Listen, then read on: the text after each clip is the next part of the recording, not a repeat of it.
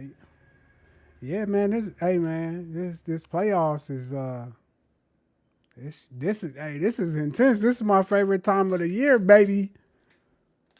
You already know. March Madness and the NBA playoffs, man.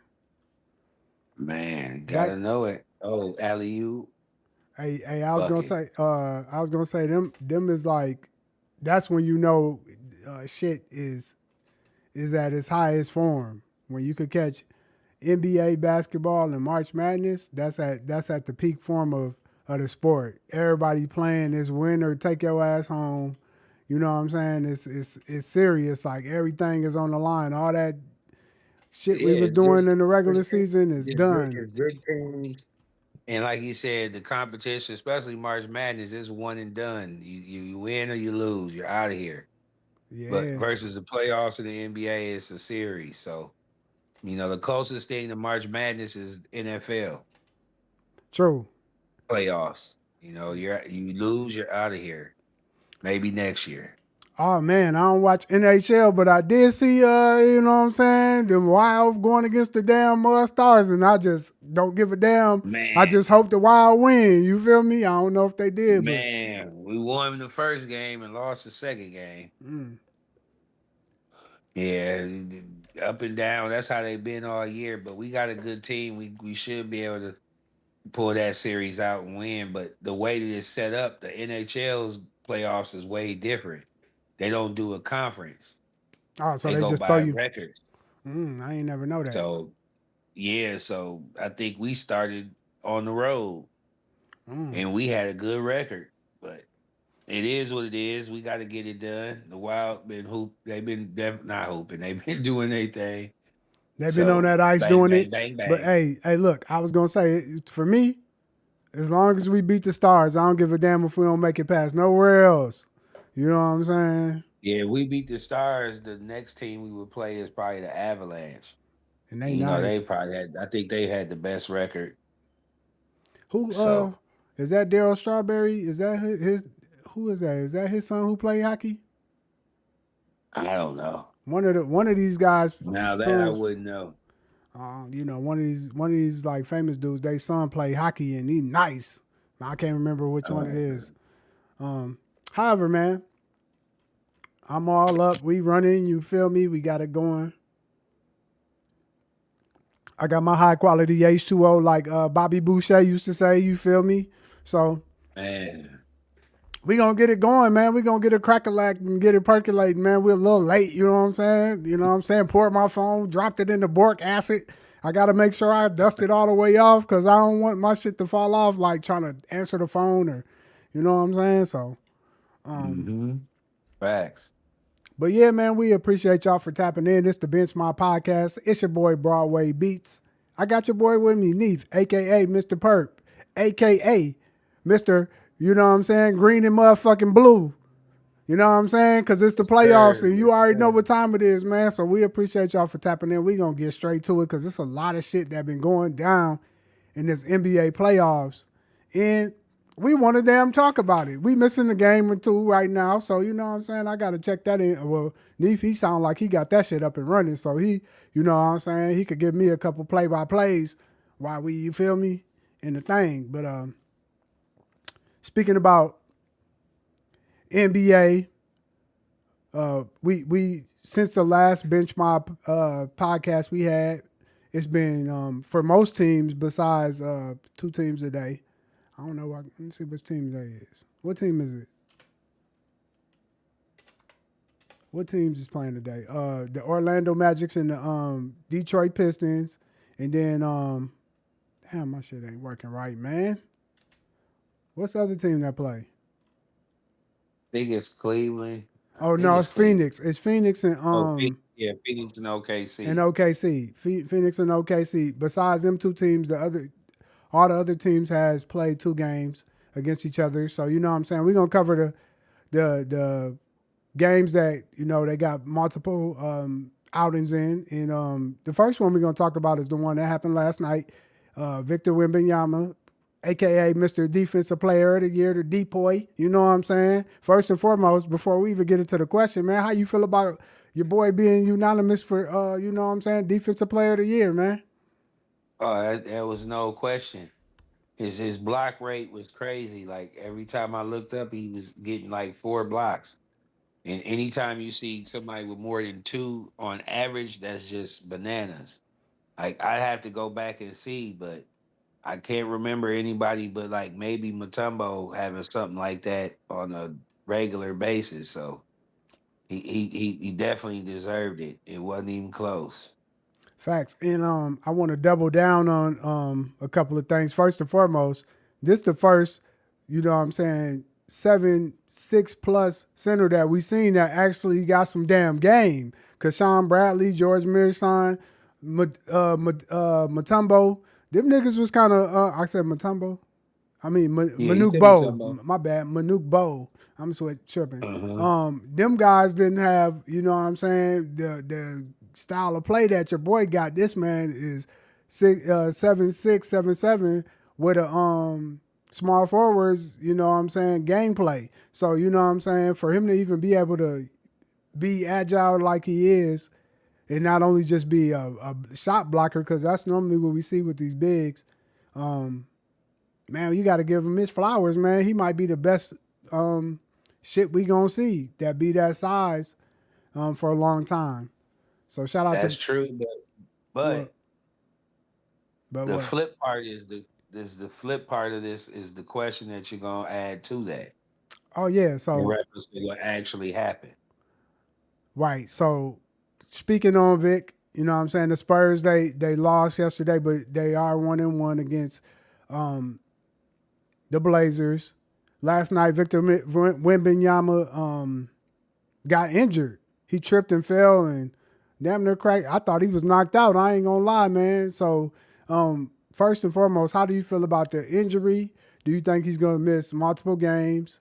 And where do you see the Spurs ending up at against the Blazers? Do the Blazers got a chance moving forward? So first I wanna say he was knocked out, bro. He was asleep. Once he hit that ground, he Man, can say he was asleep. He was, bro. I ain't gonna lie. He he was he asleep. was he was he was out, baby. I mean, he looked at like Roy Jones when Tyler put him to bed the first time, not the second time. He looked like Tyson when he was looking for his mouthpiece. Man, worse than that, man. He was asleep. So when he got up and woke up and they said he was concussed, I said two things to my coworker today. I said, with the being built like a mosquito snout, aka fishing rod, Man, he's always gonna be prone to something like this. I said, I've played basketball a lot of years.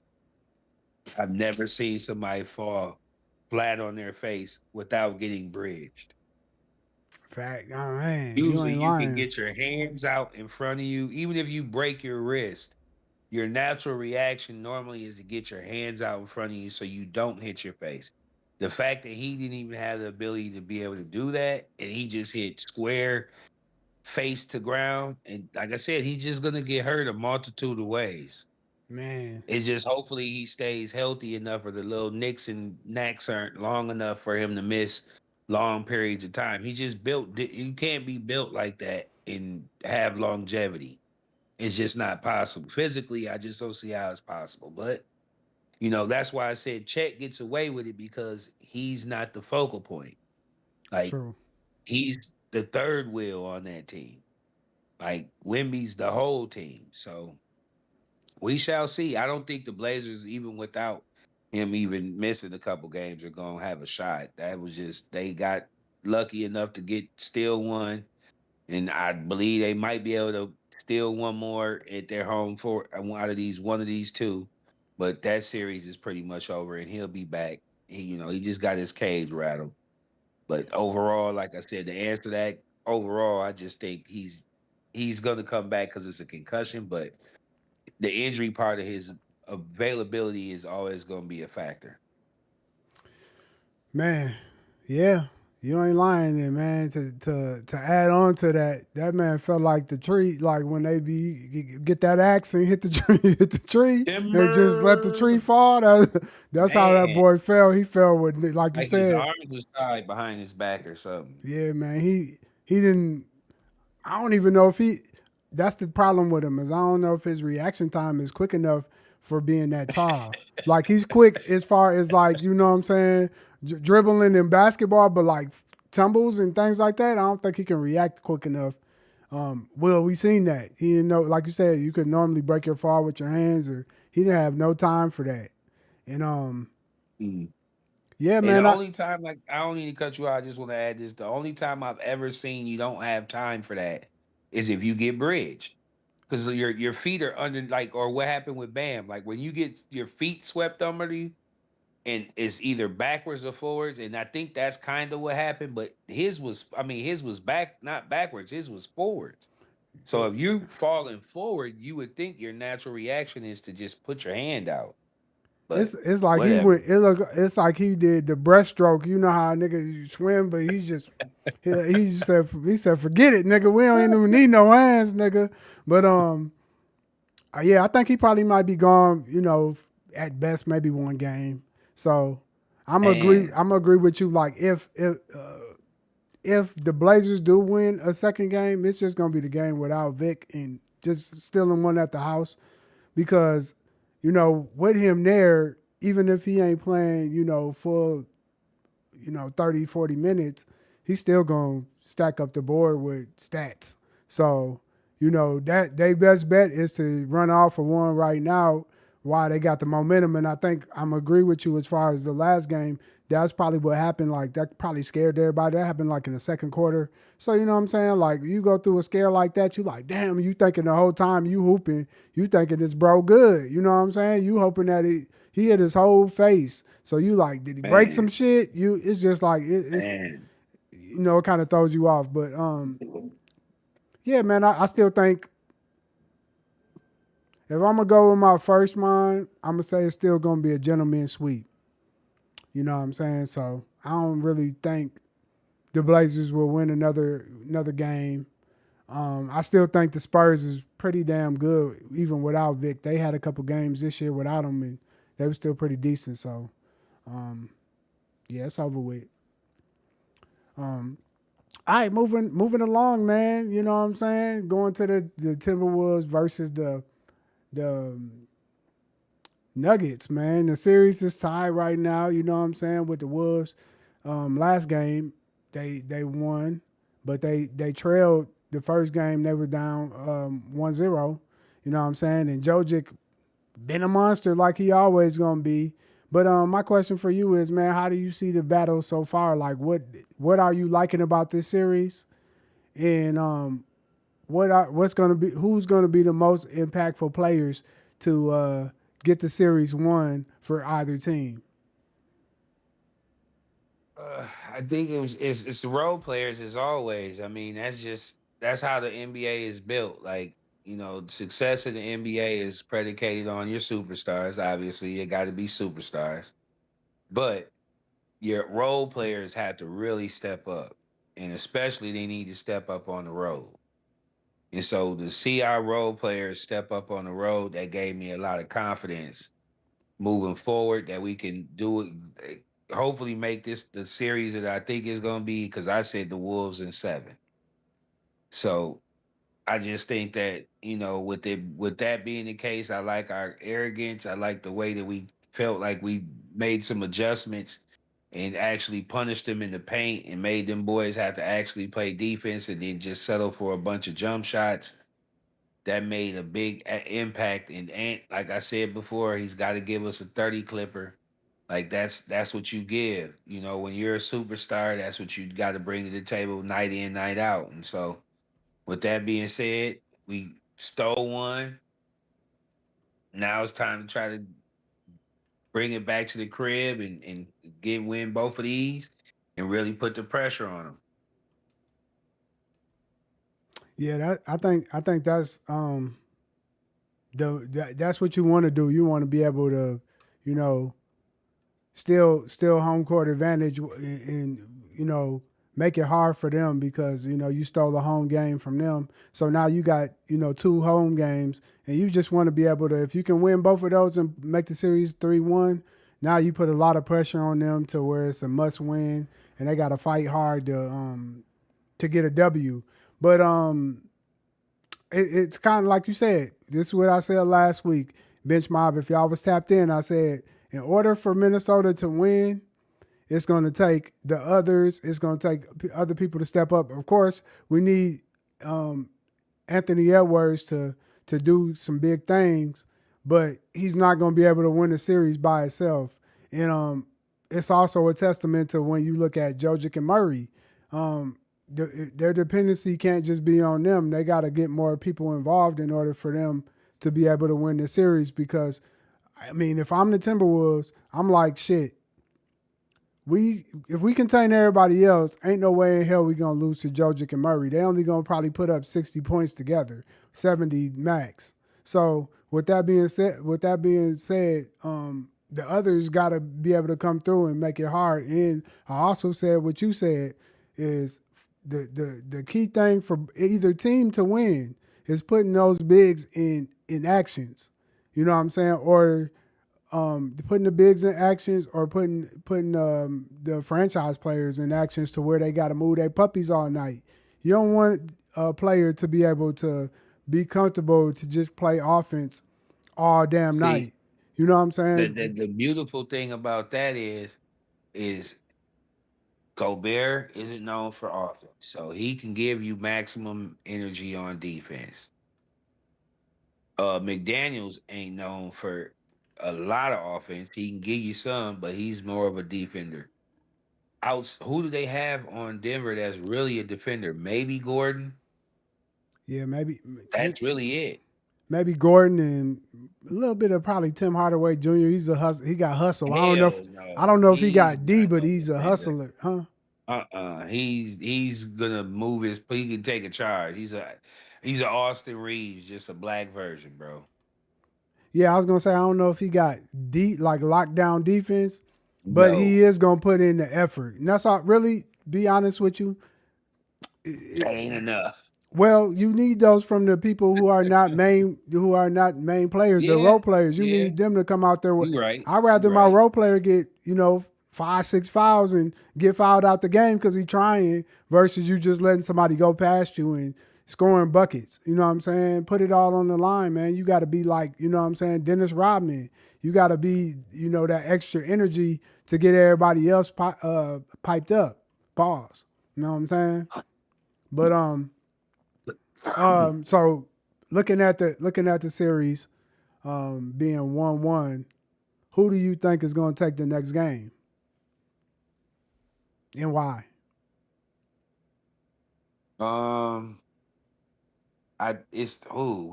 would love for us to. I think we're gonna get it. I think it's gonna be just like it was with them. I think we're gonna get out, be up, and then they gonna walk us down, and it's gonna be a tough game, and we gonna get the win. But they're gonna make it harder than what it should be. I think we're gonna come out the gate fired up at the crib. It's gonna be rocking. Everybody gonna be fired up. Role players is gonna make some shots. We're gonna get to it, like I said, a good lead, but then they're gonna start making shots. We gonna get to doing what we normally do, which is let them in the game, and then it's gonna be a dog fight from there. But yeah, I think we're gonna win the first one for sure. To really go up 2-1 to really make them have to make some real adjustments, and then, like I said, make it a real series. I agree with you. Well, last week I said I think this was going to be a gentleman's sweep, so I thought it was only going 5 games. I thought it was going to be a 5-game series, and possibly maybe 6. But I see it going 5. See it going 5 games, and the reason why that is because I seen all I needed to see the other night with Gobert. Even though I'm not a big fan of him, but I seen that Minnesota didn't have to do a whole lot of double teaming Jokic, and they could stay home. You know what I'm saying? Because Gobert, he's slow as hell, but the length that he has on his body, it allows it to be hard to get around him.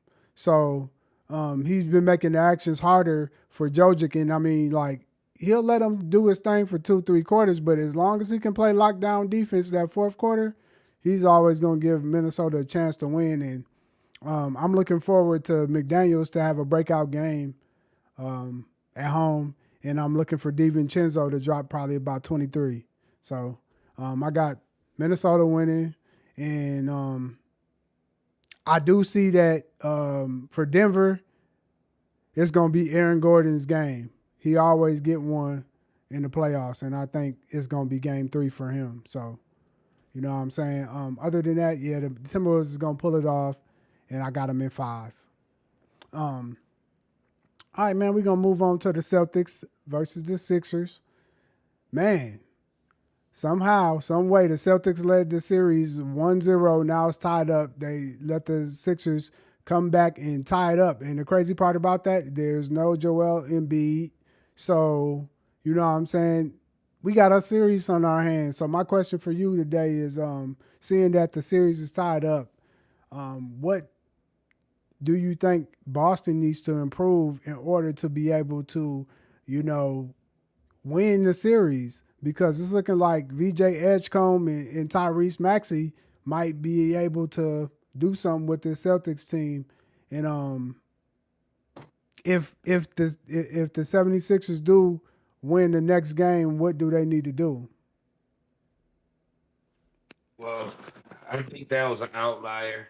You know, Boston's always good for that in the playoffs. They live and die by the 3. And if their defense ain't really on all cylinders and they ain't making them threes, it's tight on them and they can lose a game like this. So I don't see them losing this series. I see this being, like you said, a gentleman's sweep. Without them having a beat, I don't really see them having a real shot. So it is what it is. Okay, so you got a gentleman's sweep. Yeah. Yeah, man. Although, I mean, I can say this: they better not let Edgecombe and Tyrese Maxey come through for another 60 points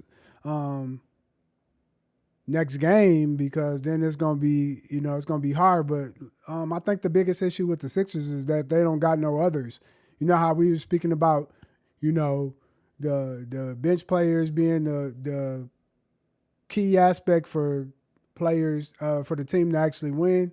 I don't see that the Sixers got that. So to me, they just got really a starting 5. So to me, for Boston to just even be out on top in this series, is they're just gonna have to outrun them, because the Sixers is only playing 8 players, in Boston they playing 10 players. So don't get me wrong, they're not getting as much out of it. Like you said, they live and die by the 3, and when it's working, shit, it's hard to deal with. You know what I'm saying? But yeah, without Joel Embiid, it's just gonna be tough for them to be able to win. And I mean, this might have been the first bad game I've seen Jason Tatum have, kind of all year. 2 for 8 from the 3, 8 for 19. Even though he had 14 points and 9 assists, he was doing his thing on that. But he had 5 fouls, so he's kind of struggling. You know what I'm saying, a little bit. So in order for them to win, he's just got to be more efficient. I mean, Jaylen Brown ain't going to be able to keep getting it done by himself. So I'm looking for Jason Tatum to have a step-up game next game, and for the Celtics to go ahead and show out. I don't think it's a chance that the Sixers win this series. All right, man. Moving to the next question, man. It looks like your Los Angeles Lakers, man, they up 2-0 against the Rockets. First and foremost, let me ask you, did you think when this series first started, did you think that the Lakers would be up 2-0 against the Rockets? Never. But I also didn't know KD would have missed game 1. So that gave him a little bit of a leg up to get that confidence up and really be on mode to try to do something like this. And That's number 1. Number 2, I didn't know LeBron had been preserving himself. And even though he'd been doing things all year, he just really was ready to lock and load and show at 40 ball, he can still get busy on these young bulls. That's number two. And then number three, you and I both know, like we said before, and we'll say it again, Bench Mob, until the end of time, the role players will always play better on the home court. True. Never fails, especially in the playoffs. Niggas who ain't really doing much or nothing, normally all of a sudden they hitting everything. It's just a different type of vibe and a different type of confidence because you're not gonna get booed and lollygagged if you miss a shot at home that often. But you are on the road. So, and like I said, I just feel like that's really what it was. Like the Lakers, Brian was playing on a high level, and the rest of them boys came on back and just played with them.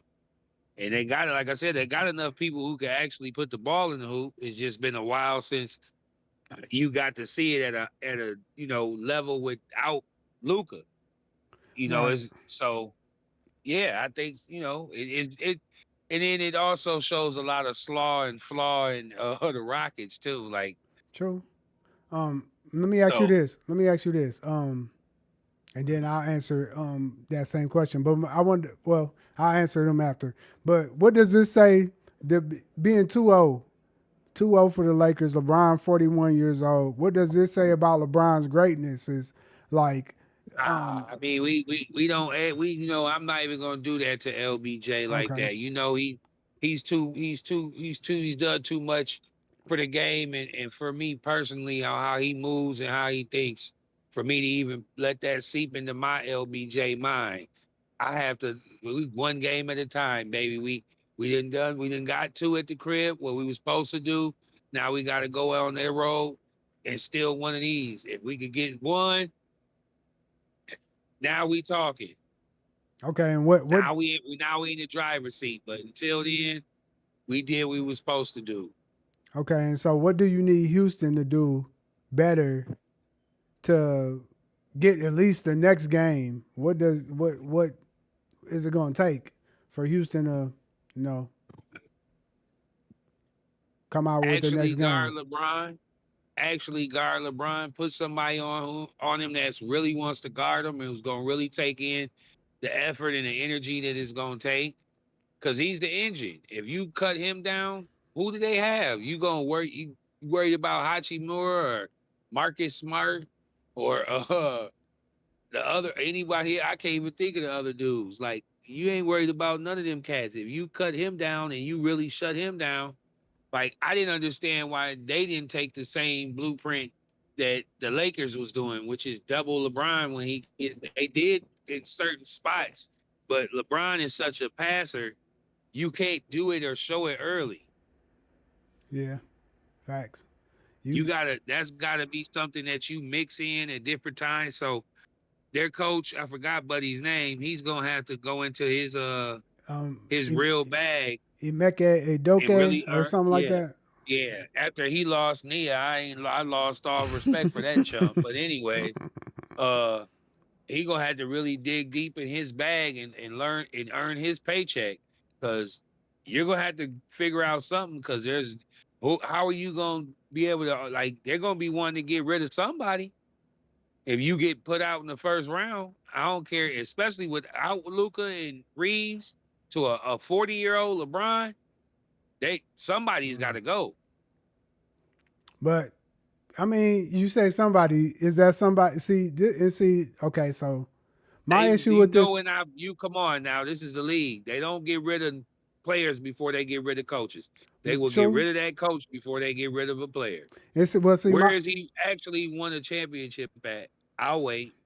he hasn't. But see, my whole issue with that is what happens is when you salvage your whole lineup and your role players for one player, um, then you take away from what y'all had prior. So you know what I'm saying.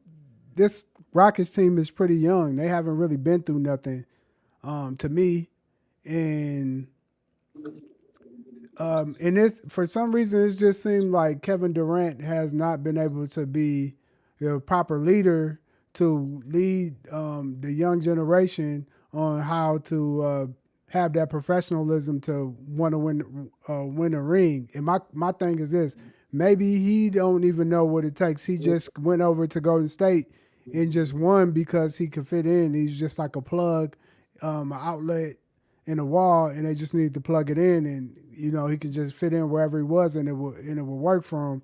But when you go back to the essence and the true elements, you see that he still has the same issues he was having with Russell Westbrook, and that's that leadership. However, to answer the question, I didn't think that the Lakers was actually going to be up 2-0. I thought it was going to probably be a gentleman's sweep just because they had KD, and like you said, huh? What'd you say? Can you hear me? Yeah, I can hear you. Oh, okay, I thought it was going to be a gentleman's sweep. And I didn't expect for the 41-year-old LeBron to be able to get the team over the top. And like you said, the role players have contributed a whole lot because what's my boy name? White boy. Luke Kennard. Luke Kennard been killing. And so if you can't stop Kennard, man, it's gonna be tough. You know what I'm saying? Like, and then Marcus Smart was playing real good.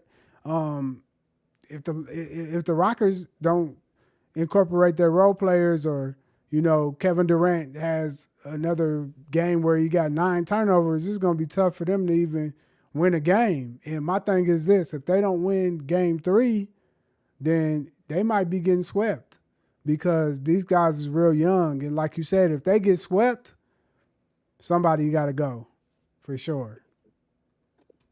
I just want to add this to it. You kind of segue to it. Now, I love that you brought that up. That's why I love Kevin Durant as a scorer.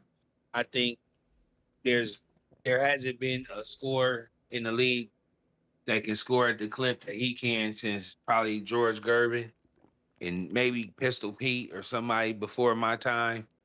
But as far as like him and being a leader and winning chips, he knows why he's tried to go some other everywhere else under the sun and win him a ring somewhere else, because at the end of the day, both of his rings has an asterisk.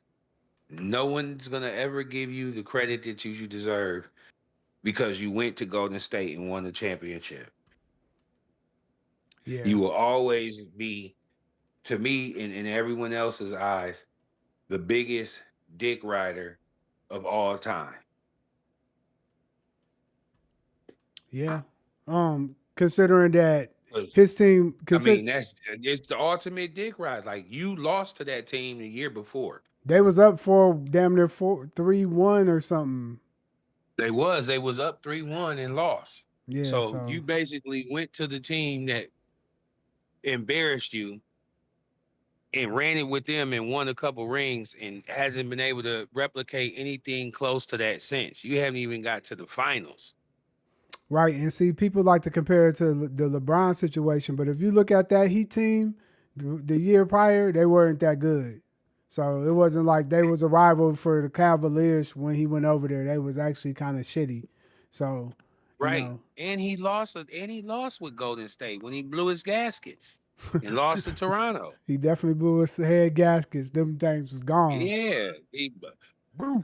But that's the karma in, like I said, that's that silly putty, man. Like, that's that AAU ball. It's like a nigga super cold on the team.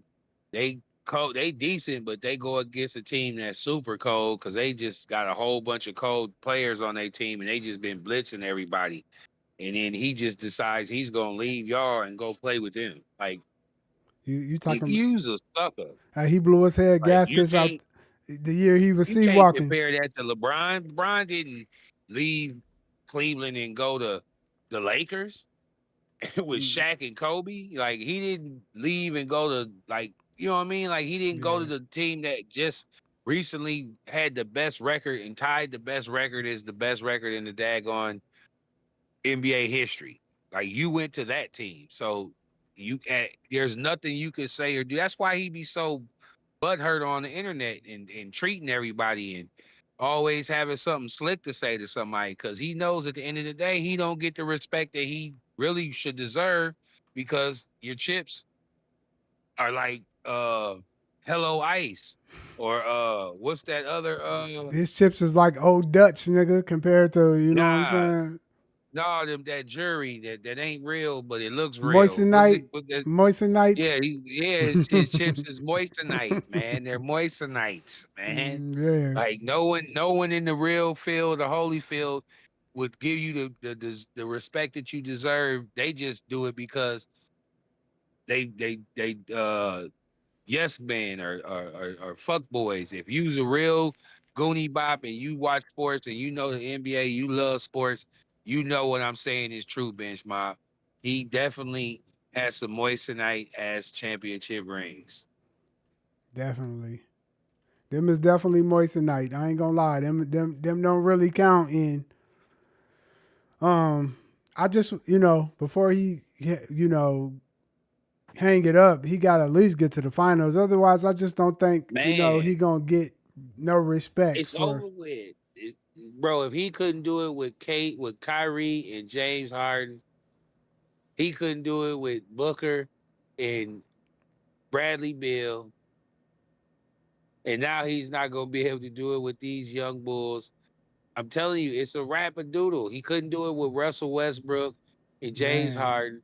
He had to go ride them boys. That's why Draymond treated him. I'm telling you. See, if these things didn't happen, what I'm saying wouldn't hit so hard. that's why he left the team because he was butthurt. Draymond was like, "We can win this shit without you," and they Nigga, did. come on now, nigga. We was winning before you got here, my nigga. You came here because we was winning, my nigga. Let's just keep it a thou wow. Facts. You Forrest Whitaker head sucker. He was that year he blew his gaskets, man. He was acting like he was good. He was acting like his leg was cool. He was sea walking and all type of shit before the game and blew his gaskets out. Man, blew his gaskets out, man. Because I'm telling you, man, this is what I know, and this is what me and you can agree on. What about his game has ever shown you that he's like he's almost like a 7 foot Steph Curry. Like there's Yeah. games where you're like, is he even interested? What Yeah. is he doing? But the difference between him and Curry is Curry has no choice because he's under 7 feet to go ahead and get busy. KD will just get lazy with it, and there'll be a whole half of a quarter. He's not really doing much of nothing. Let him tell it. He's the coldest thing, and he knows everything about who, this, that, and the other. You very well may more than me, but what I will say is what I'm saying right now is you don't have a ring without riding them boys' coattails, Yeah, I think and that's facts. and then I'm gonna switch, but I think he gets disengaged real easy. Like Absolutely. so that's what his problem is. He don't know how to set the bar and still have, the heart or the dog in him to want to go over the top. He gets disengaged when one or two plays don't turn out how he think they should turn out, and then he, like you said, he kind of get lazy. Bro. Versus Steph Curry, he got that extra like, okay, we fucked up, but he still got that heart, that dog in that engine to just keep trying and keep trying and keep Not just trying. that. Not just that. I got to give credit where credit is due. Kerr has always put Steph Curry in positions to be successful. I'll say this right now, especially this series so far. JJ Redick is coaching circles around that boy. True, He's but throwing the kitchen sink at KD, especially in the fourth quarter. He's seeing so many different coverages. They're doing weird zones, then they're switching to just a double team on KD to make. That's why he had 9 turnovers because they kept doing it. They and then with the only switch that I saw the Rockets coach do was instead of him giving the ball to KD late in the shot clock, he got it to him early and got him into a pick and roll with Shangoon, which worked for a while. But what LA's switch to that was okay. We're going to allow you to do that. We're going to play man up on Shangoon. All he wants to do is that weird back step. And he really wants to pass out of it. So once he does that, especially high on the box, we keep him high. We can let him think, oh, now you want to kick it back to KD with the shot clock down to 15 and under. Now we're going to double him again. Now he's end up passing it again.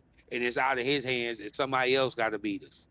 That's what they did the whole fourth quarter. That's how they won the game. Right, and it's gonna be tough because that's what you got right now. You always in the playoffs.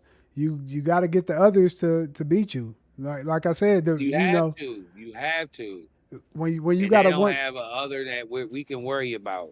yeah, and then when you got a 1-2 punch, sometimes the only way to do that is by making a move on defense and doing stuff like that. But since we know Kevin Durant, he can score that 30 plus, then we got to make it tough for him on the offensive side. We don't care what he do on defense. You know what I'm saying? Facts. Make him think a lot. But we're gonna Uh-huh. we're gonna move on to the Hawks versus the Knicks. The Hawks versus the Knicks, man. Who would have thought? It's a Man. even series. You know what I'm saying? Tied 1-1.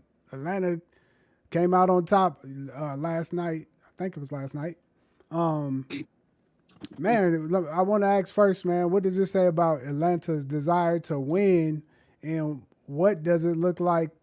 What does it look like New York need to do, or what's missing from New York in this series so far? Just even allowing this young Hawks team to tie up the series. I mean, it's the same thing that's been their plague all year long. They're too Bronson heavy.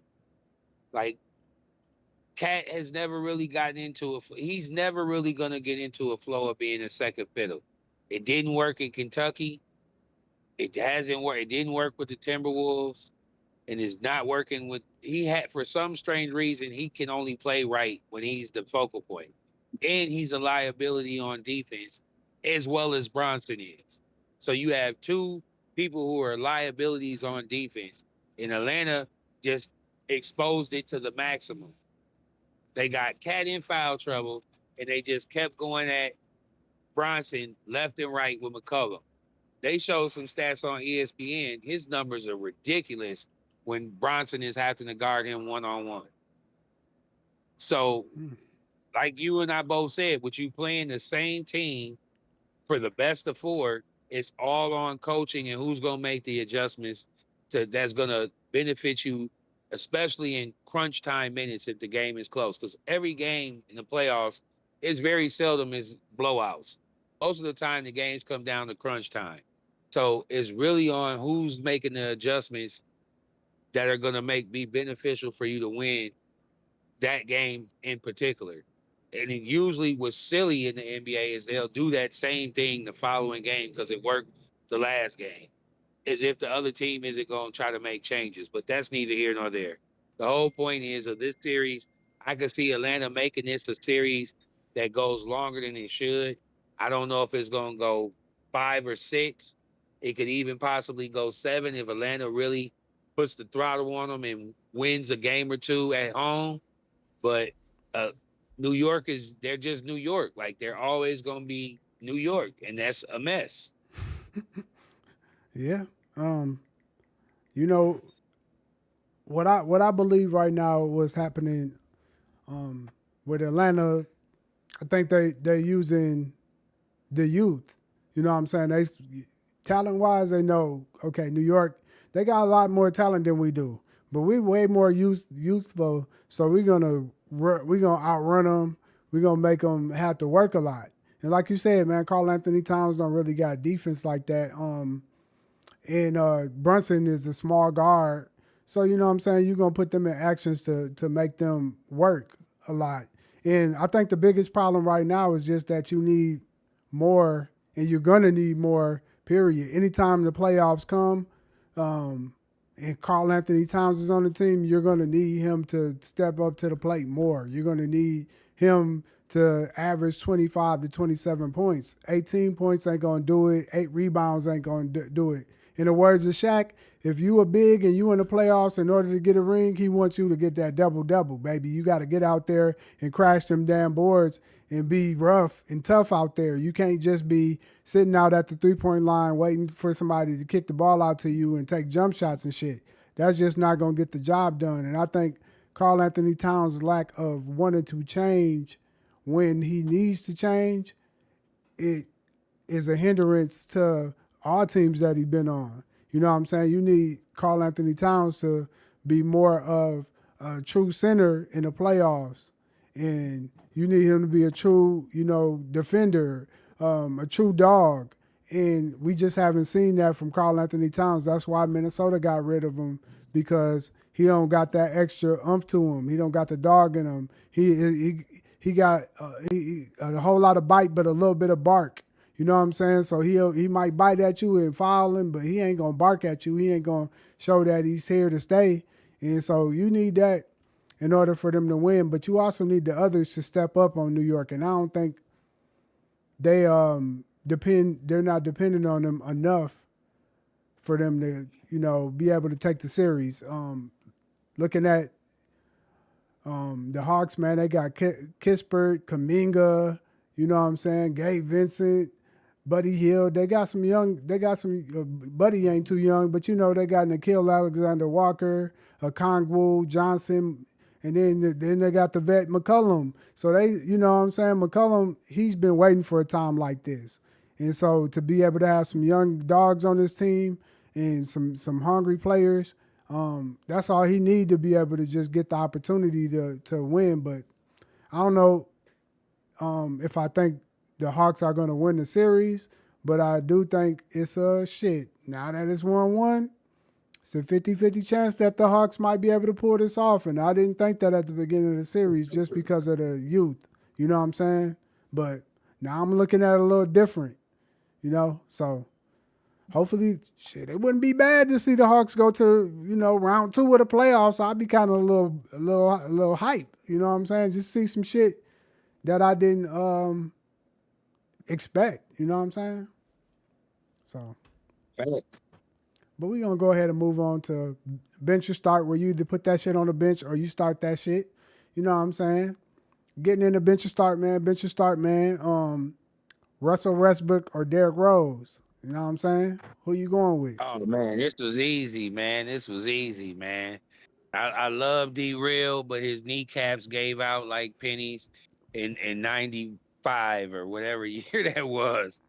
So Definitely. with that being said, you got to start Russell just because he averaged a triple-double, got him an MVP, and he's going to go down as a top 3, if not top 2 point guard all time versus D-Real. He's going to make the NBA Hall of Fame, but he's definitely never going to be the same after he lost his kneecap that day on the court. So with that being said, I got to ride with Russell Westbrook to start and bench D-Real. Chicago, I still fuck with you. Don't think it's a Chicago thing. It's just bench mob. I keep it a bean at all times. Yeah, man, I think he had the Marcus Allen syndrome. He had to get whole new knees, man. This shit was gone. Like, you know what I'm saying? Both they was done. Like, and let's be honest, man, Derrick Rose is kind of like a cousin to, I would say he's Anthony Davis's cousin. Like, you know what I'm saying? Like, nigga just, every time he get on the court, nigga, he it's break something his... in the water. They both from the go. It's something in that water. Yeah, every time they get on the court, man, some get injured. Pinky toe, you know what I'm saying? Pinky finger, you know what I'm saying? Kneecaps, you know what I'm saying? Ankles, all that. So with that being said, even though, like, man, if you was to add up the first 5 years, I probably would go with D Rose. You know what I'm saying? If you put theirs, neck and neck. But like you said, man, I'm gonna go with the triple double king, man. Russell Westbrook. You know what I'm saying? To even just be able to see a point guard do that in my lifetime is crazy work. So it's hard to pass on that. Bench or start? Everybody hates Chris or my wife and kids? Oh man, so this one was kind of difficult just because. So everybody hates Chris. I got into a little later.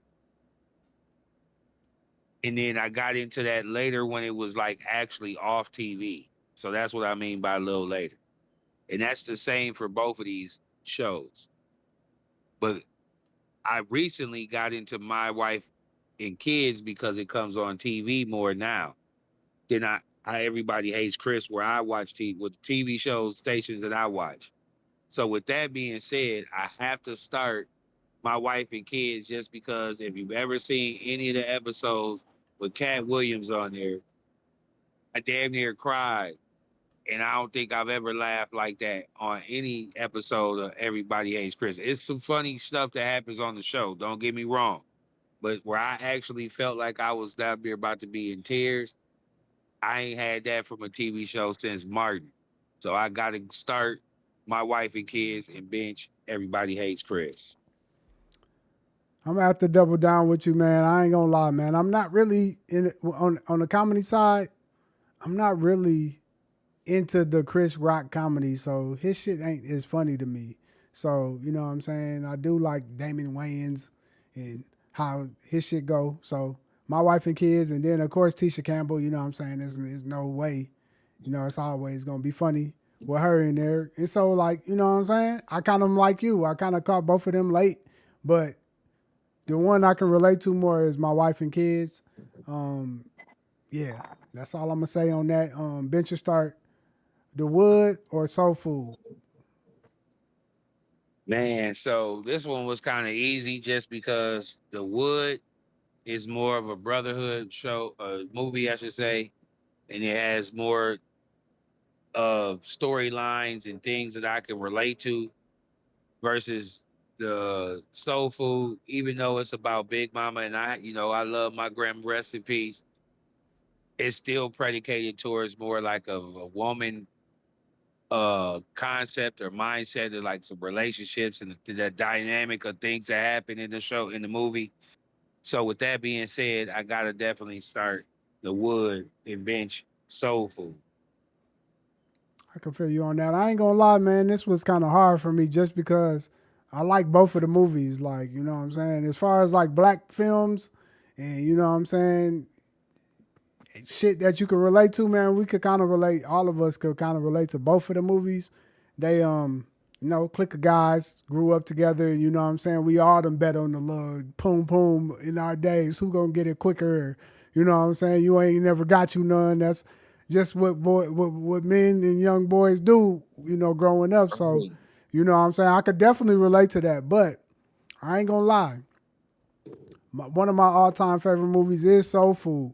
You know what I'm saying? Like you said, man, I do like the story base. I ain't have a big mama, so you know what I'm saying? It always made me feel like, damn, this is what family supposed to be like. So I don't know what it was to have a grandma. With that being said, watching Soul Food, it made me feel like shit. I had a grandma, so you know what I'm saying. I'm gonna have to start Soul Food, and the food looked fire, and it was just like a whole lot of drama going on that like all families have and you can relate to. So you know what I'm saying. I'm gonna start Soul Food and bench the wood. Bench or start, man. Ice cream or gelato? Easy one, no self-explanatory. Ice cream start, gelato. Keep your happy, expensive ass on over to the left. I'll do you when somebody else pays for you and you just out and about. I'm not going to pay in that for that. It's not that good to me anyway. So I'm definitely going ice cream, start bench, gelato. Enough said. I'm a double down, man. I don't like that old fruity shit anyways. I know they got a couple like chocolate ones and stuff, but all the ones I always see is fruity and shit. So, you know what I'm saying? I'm gonna go with the ice cream all day. The gelato cool, but you know what I'm saying? Like you said, it's expensive, man. I'm gonna go with the shit that's in my price range, my G. So hell yeah. Facts. Bench gelato start ice cream. Bench or start, man. Burritos or chimichangas? Oh man! First of all, I don't even know what a chimichanga is. I wish I did. I should have looked it up. I apologize, Bench Mob. I'm not that deep into the game where I go off the normal taco, burrito, quesadilla. That's as far as I mean. That's the limit of my expertise. I've just recently tried tostadas. Oh yeah, you new That's to as the far as game. I go. Yeah, I'm super, super new to the game. So with that being said. It's an easy no-brainer. I just had one recently, a California burrito from the spot up the street, or Toro. Shout out to Ortoro. Them motherfuckers is fired. If you ever get a chance in Minnesota and Minneapolis South Side, definitely check them out. Fire. California burrito. But anyways, I'm starting burritos and benching chimichanga. I ain't gonna lie, that's an easy one for me as well. I mean, I done had a chimichanga before. They cool. I ain't gonna lie, but like shit, man, nigga.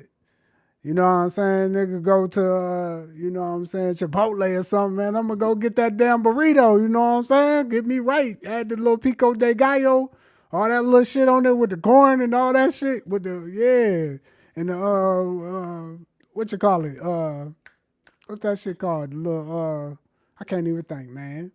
With the cilantro and the man, what's the avocado shit called? I can't think of what the avocado. Yeah, the little avocado. Guacamole. Yeah, the guac. Yeah, hell yeah. Throw that in there with the little sour cream.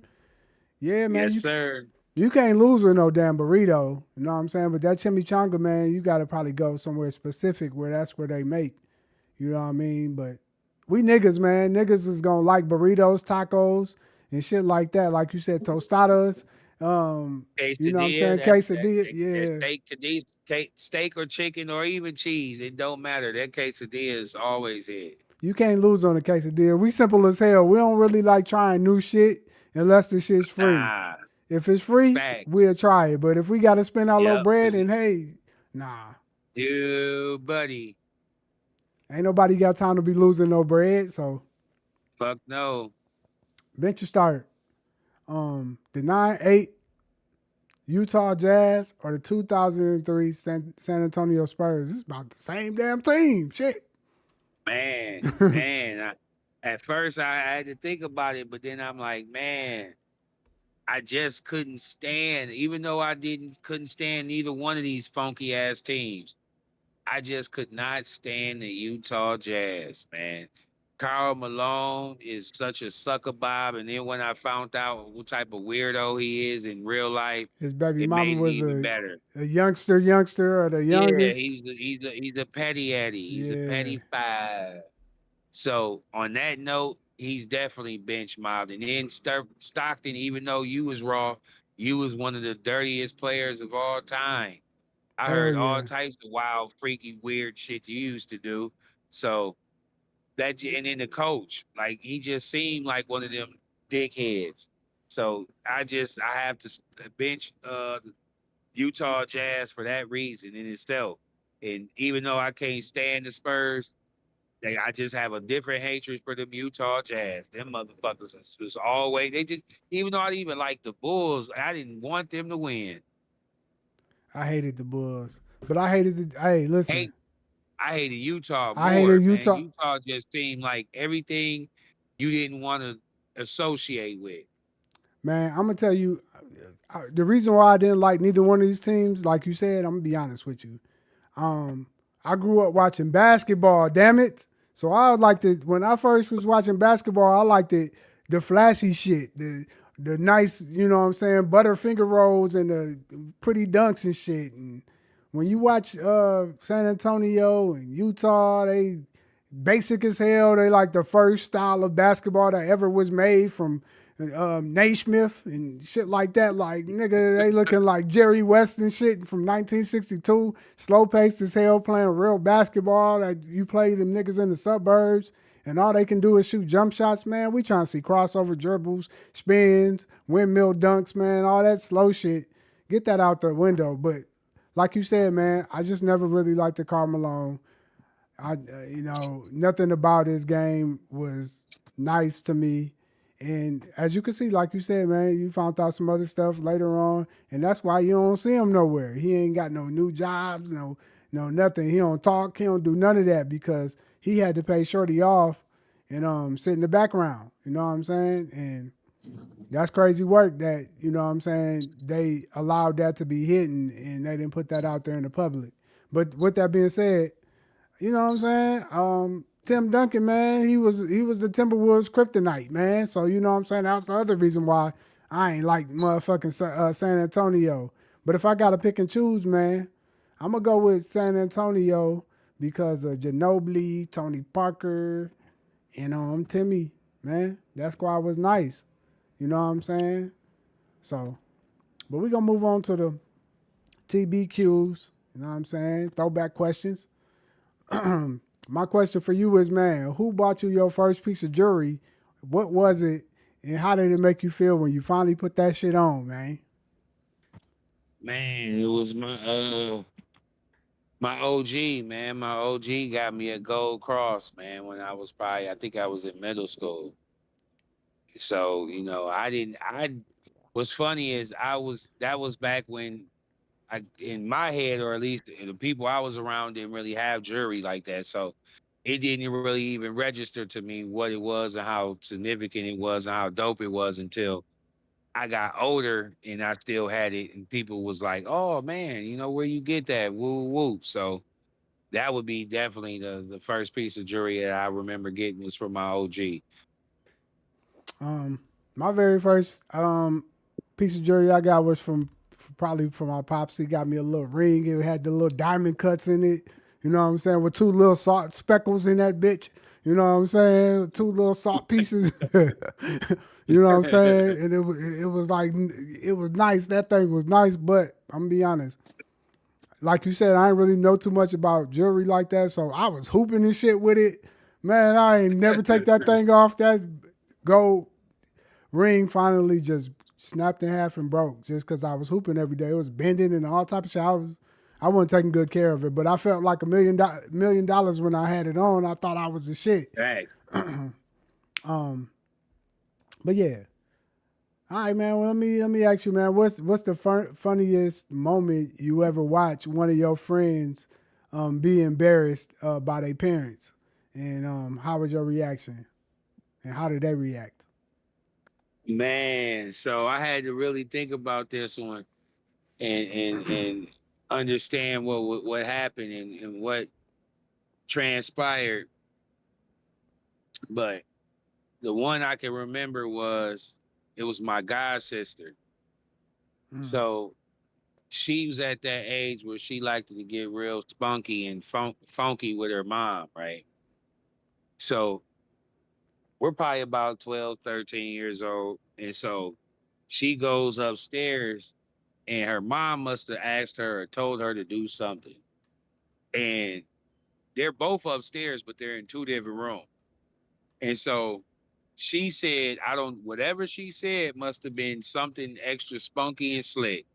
Because next thing you know, she's running out of her room and trying to run down the stairs and get down the stairs because her mom is basically on her bumper chasing her. My god sister is a little chunky at the time, so she misses a couple steps trying to go down the stairs. All you hear is a boom. She hits the bottom of the stairs, toe up. Her mom doesn't give her 2 inches, and she's on her, slapping her and man, giving her the business. Sis jumps up and runs out the crib, crying and screaming. Me and her cousin, we're rolling.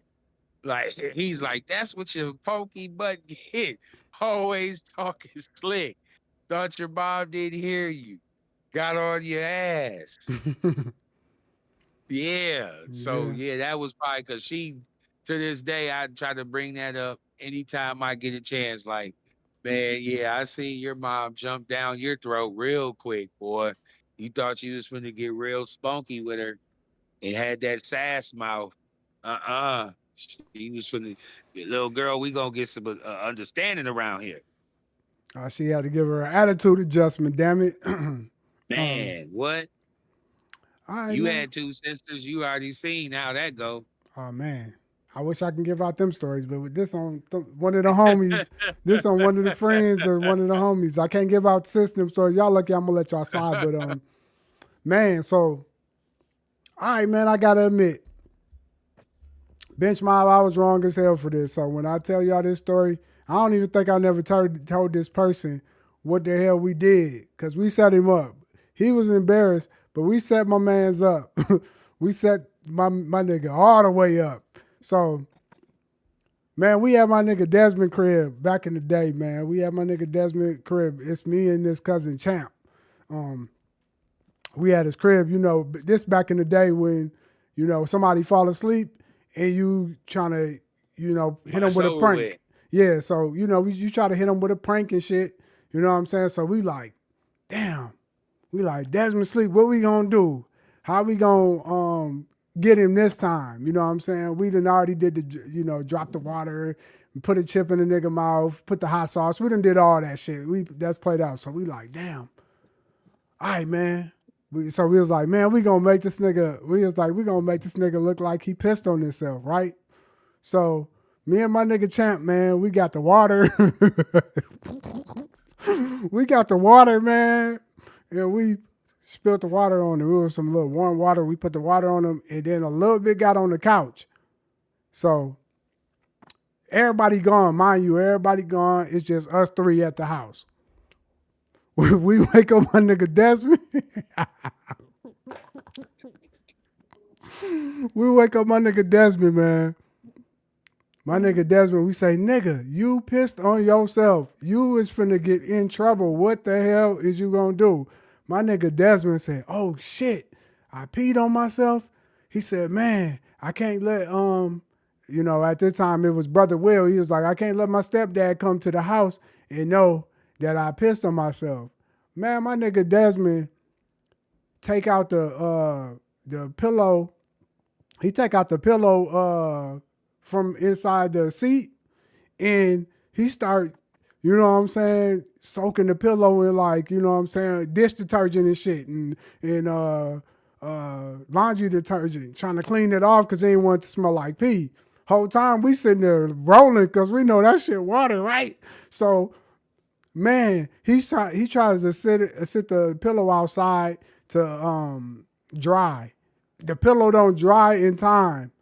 Brother Will get to the house and he finds out, damn, what the hell, where's the other pillow at? What happened, Desmond?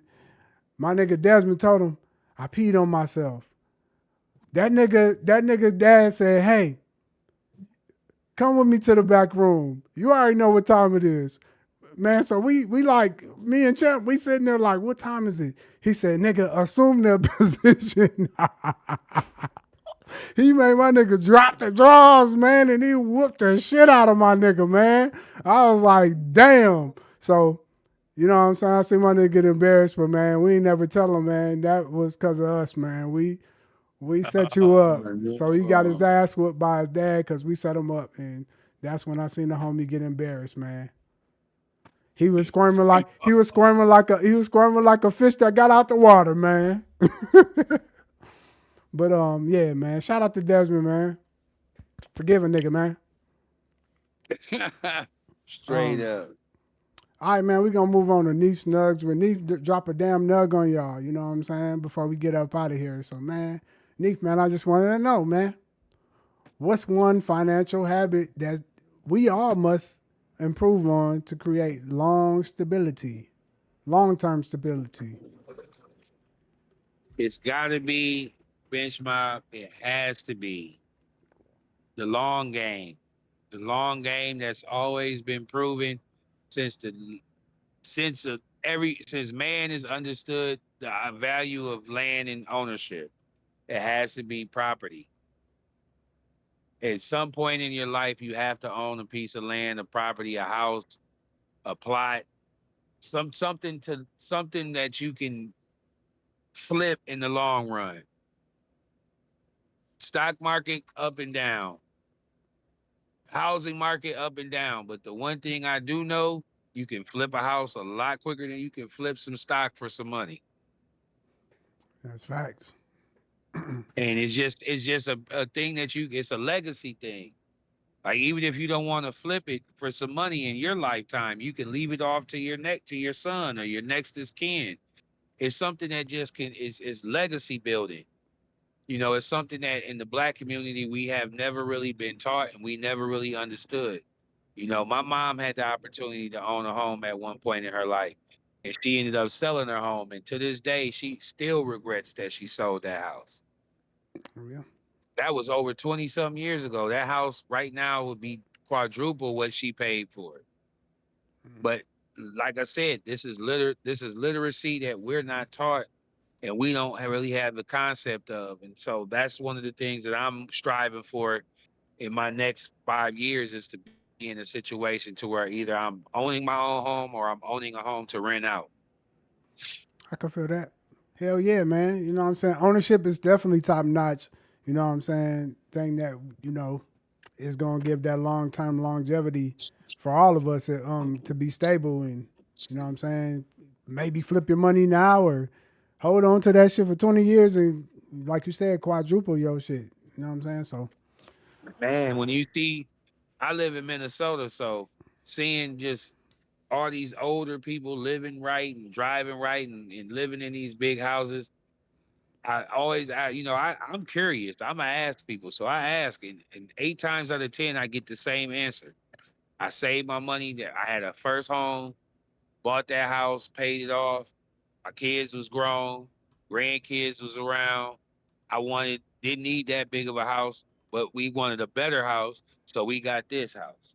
We are in the same situation with vehicles. I had kids, paid the car off, don't need it anymore. Now that I'm older, I wanted to get something that I really wanted. yeah. So it's all on the life is up and down. It's always gonna be up and down. So it's depending on you, benchmark on how long you're gonna stay down. And the only way you can always stay afloat is by living the long game, putting money away, thinking ahead, thinking the year ahead. Can't think too far ahead because life isn't promised to nobody. But you definitely want to have that mindset. Facts, facts. Well, Neef just dropped a damn nug on y'all, man. Hey, if you looking for that longevity, man, you better do what the nugs say, man, and play the Fact. long game. So before we get out of here, man, because we definitely got to pay some damn bills, man. Neef, hit him with something. Man, like I always try to tell you, Bench Mob, continue to stay focused, stay safe, and most importantly, stay encouraged. God bless. Yes, sir. Well, y'all definitely stay blessed. It's the Benchmark Podcast. We definitely appreciate everybody for tapping in with us today. If y'all can hit the like button, go ahead and subscribe. You know what I'm saying? Share this to a friend with a friend. And hey, man, we'll catch up with y'all Hello. next week. 7:00, man, sharp. You know what I'm saying? And we out this thing. It's your boy Broadway Beats, and I got your boy Neef, aka Mr. Perp. Love. We out.